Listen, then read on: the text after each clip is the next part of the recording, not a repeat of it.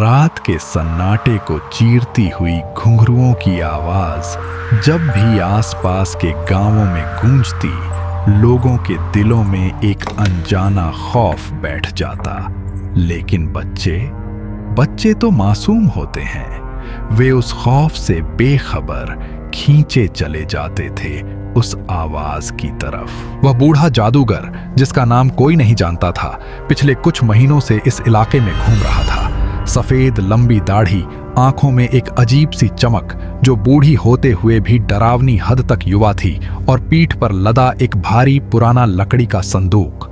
उस संदूक के भीतर बंद थीं उसकी कठपुतलियां, बेजान लकड़ी की, जिनकी आंखों में चमकीले कांच जड़े थे।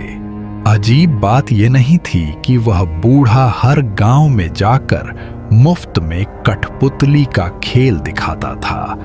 अजीब और खौफनाक बात यह थी कि वह बूढ़ा जिस भी गांव से गुजरता, उसके जाने के अगली सुबह उस गांव का एक बच्चा हमेशा के लिए गायब हो जाता। पुलिस परेशान थी, गांव वाले खौफजदा थे, लेकिन किसी के पास कोई सबूत नहीं था। खेल के वक्त वह बूढ़ा सबके सामने होता और खेल खत्म होते ही वह अपनी गठरी समेटकर चुपचाप चला जाता। फिर भला वह बच्चों को कैसे गायब कर सकता था? चंदनपुर गांव के चौराहे पर एक पुराना बरगद का पेड़ था। सूरज ढल चुका था और आसमान में स्याह अंधेरा अपनी चादर फैला रहा था। तभी अचानक हवा में ढोलक की थाप और घुंघरुओं की छनक गूंज उठी। आओ आओ, दुनिया के सबसे अनोखे खेल को देखो। राजा रानी की दास्तान, परियों का संसार, सब कुछ दिखेगा इस बार। एक भारी और कांपती हुई मगर दमदार आवाज गूंजी। ये रहीम चाचा था। उसने बरगद के पेड़ के नीचे अपना लाल पर्दा टांग दिया था। पर्दे के बराबर में मध्यम सी लाल लालटेन जल रही थी, जिससे वहां का माहौल और भी डरावना लग रहा था। गांव के बच्चे जो अब तक अपने घरों में थे, उस जादुई आवाज को सुनकर खींचे चले आए। आनंद ने अपनी छोटी बहन पिंकी का हाथ कसकर पकड़ रखा था। आनंद के दिल में एक डर था। 2 हफ्ते पहले ही पड़ोसी गांव से उसके ममेरे भाई नितिन का अपहरण हुआ था, और वहां भी ठीक ऐसी ही एक रात को कठपुतली का खेल हुआ था। आनंद ने पिंकी से कहा, पिंकी, घर चल, यह खेल ठीक नहीं है। भैया प्लीज, बस 5 मिनट। देखिए ना, कितनी सुंदर कठपुतलियां हैं। पिंकी ने जिद की। उसकी आंखें उस स्टेज पर टिकी थीं जहां एक सुंदर लकड़ी की गुड़िया, जिसके बाल असली इंसानी बालों जैसे लग रहे थे, धागों के सहारे लटक रही थी। भीड़ बढ़ चुकी थी। तभी इंस्पेक्टर विक्रम भी वहां पहुंच गया। उसकी पैनी नजरें रहीम चाचा की हर हरकत पर थीं। विक्रम को यकीन था कि यह बूढ़ा कोई बच्चा चोर गिरोह का सरगना है। वह बस उसे रंगे हाथों पकड़ने का इंतजार कर रहा था। खेल शुरू हुआ। रहीम चाचा पर्दे के पीछे खड़ा होकर अपनी उंगलियों के जादू से धागों को नचा रहा था। कठपुतलियां इतनी जीवंत लग रही थीं मानो उनमें सचमुच की जान हो। वे नाचती, रोती और आपस में बातें करती, लेकिन उनकी कांच की वे आंखें अजीब थीं। ऐसा लगता था जैसे वे भीड़ में मौजूद हर बच्चे को घूर रही हों। खेल के बीच में रहीम चाचा ने गाना शुरू किया। काठ के बर्तन, काठ के पांव, मासूम की सांसें, जादू का गांव, धागे से बंधी है जिसकी तकदीर, बन जाएगी वो भी एक नई तस्वीर। गीत की धुन बेहद सुरीली लेकिन उतनी ही डरावनी थी। विक्रम ने ध्यान दिया कि जब बूढ़ा ये गा रहा था, उसकी आंखें भीड़ में बैठी पिंकी पर टिकी हुई थीं। पिंकी जैसे सम्मोहित हो चुकी थी। वह बिना पलक झपकाए उस कठपुतली को देख रही थी। आनंद को कुछ अजीब महसूस हुआ। उसने पिंकी को हिलाया। पिंकी, पिंकी क्या हुआ?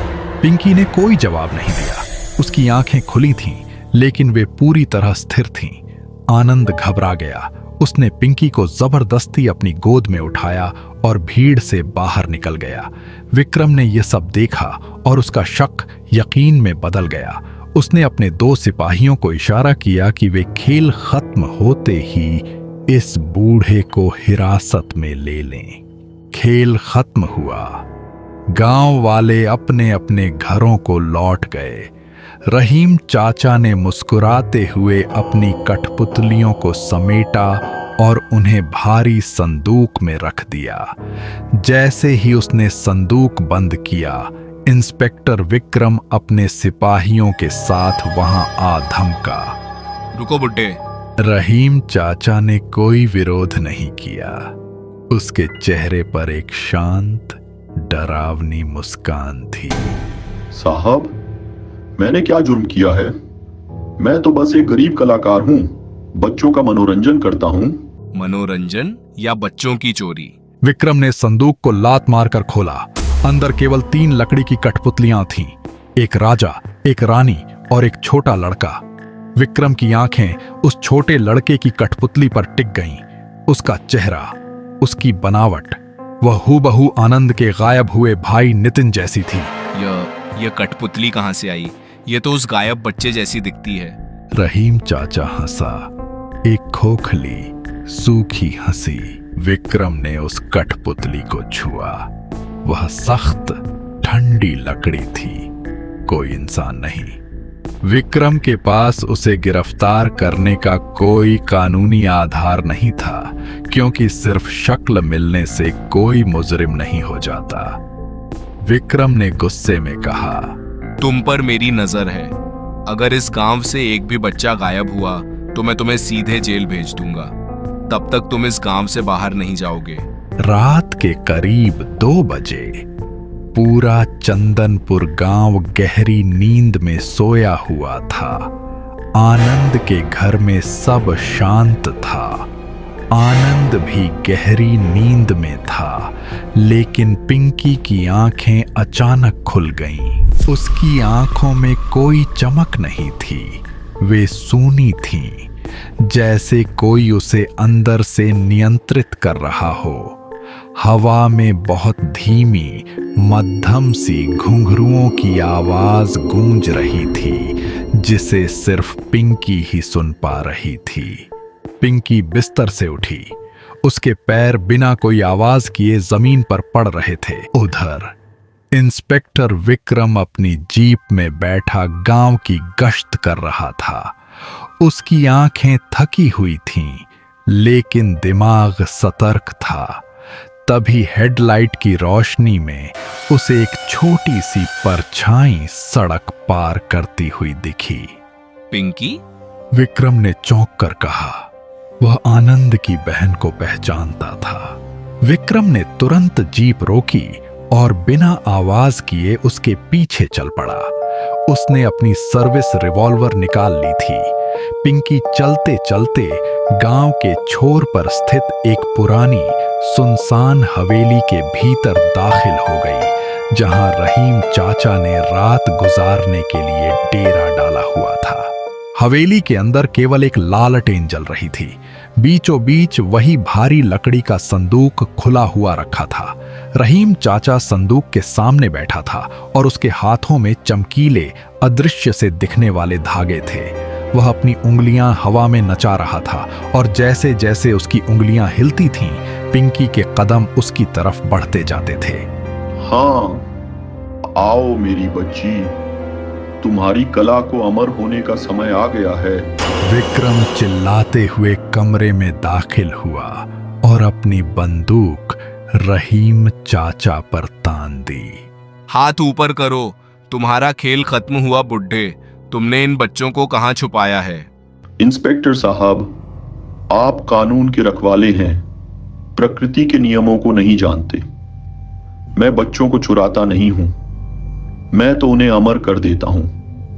इंसानी शरीर तो नश्वर है, सड़ जाता है, बदल जाता है, लेकिन मेरी कठपुतलियां ये सदियों तक वैसी ही रहेंगी। विक्रम ने चिल्लाकर पिंकी को खींचना चाहा, लेकिन पिंकी जमीन पर बिल्कुल जड़ हो चुकी थी। उसके पैर जमीन से चिपक गए थे। पिंकी इधर आओ। तभी विक्रम की नजर उस संदूक के अंदर गई। वहां नितिन की कठपुतली के बगल में एक और नई कठपुतली बन रही थी। वह अभी आधी लकड़ी की थी और आधी वो इंसानी त्वचा जैसी दिख रही थी। विक्रम ने ध्यान से देखा, उस आधी बनी कठपुतली के कपड़े ठीक वैसे ही थे जो पिंकी ने इस वक्त पहन रखे थे। तुम एक राक्षस हो। विक्रम ने चिल्लाते हुए ट्रिगर दबा दिया। गोली सीधे रहीम चाचा के सीने में लगी। वह पीछे गिरा, लेकिन कोई खून नहीं निकला। उसके सीने से केवल सूखी लकड़ी का बुरादा और कुछ पुराने धागे बाहर निकल आए। वह कोई इंसान था ही नहीं, वह खुद भी एक बड़ी डरावनी कठपुतली था जिसे कोई और अदृश्य ताकत चला रही थी। उसी पल आनंद की आंख खुली। उसे एक अजीब सी बेचैनी हुई। उसने पिंकी के बिस्तर को खाली पाया। पिंकी! वह चिल्लाया। उसने तुरंत अपनी लाठी उठाई और बाहर की तरफ भागा।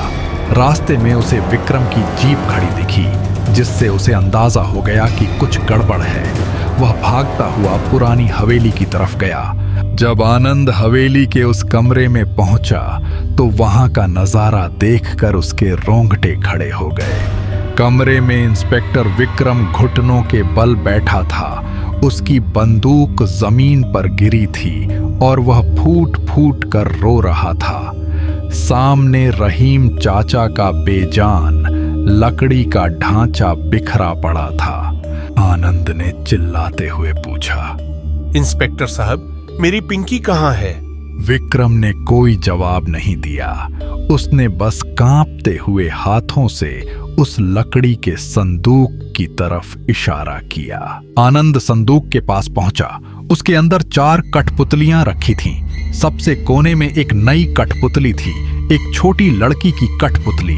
उसके चेहरे की मासूमियत, उसकी आंखें, उसकी फ्रॉक, सब कुछ पिंकी जैसी थी। आनंद ने कांपते हाथों से उस कठपुतली को उठाया। वह पूरी तरह से लकड़ी की बन चुकी थी, सख्त और ठंडी। लेकिन जब आनंद के आंसू उस कठपुतली के चेहरे पर गिरे तो उसकी कांच की आंखों से भी पानी की एक बूंद टपकी। पिंकी हमेशा के लिए उस बेजान लकड़ी के भीतर कैद हो चुकी थी। अगली सुबह पुलिस ने उस हवेली को सील कर दिया। रहीम चाचा का वह लकड़ी का ढांचा और संदूक पुलिस मालखाने में जमा कर दिए गए। गांव में मातम छा गया था। आनंद अपनी बहन के खोने के गम में लगभग पागल हो चुका था। विक्रम ने उस केस की फाइल को अनसुलझा लिखकर बंद कर दिया, क्योंकि अदालत में यह साबित करना असंभव था कि एक इंसान लकड़ी की गुड़िया में कैसे बदल सकता है। कुछ महीने बीत गए। चंदनपुर के लोग इस हादसे को भूलने की कोशिश कर रहे थे। एक रात विक्रम अपने दफ्तर में अकेला बैठा फाइलें देख रहा था। तभी मालखाने की तरफ से उसे एक बेहद मध्यम, जानी पहचानी आवाज सुनाई दी। विक्रम का दिल जोर से धड़का। वह अपनी टॉर्च लेकर मालखाने की तरफ बढ़ा। उसने ताला खोला और अंदर गया। कमरे के कोने में रखे उस पुराने संदूक का ढक्कन थोड़ा खुला हुआ था। विक्रम ने कांपते हाथों से टॉर्च की रोशनी संदूक पर डाली। संदूक के अंदर पिंकी और नितिन की कठपुतलियों के पैर हिल रहे थे और सबसे डरावनी बात यह थी कि संदूक के ठीक बगल में फर्श पर धूल में एक नया नाम उकेरा हुआ था, विक्रम। हवा में एक बार फिर वही खोखली, सूखी हंसी गूंज उठी और चंदनपुर की लाइटें हमेशा के लिए बुझ गईं।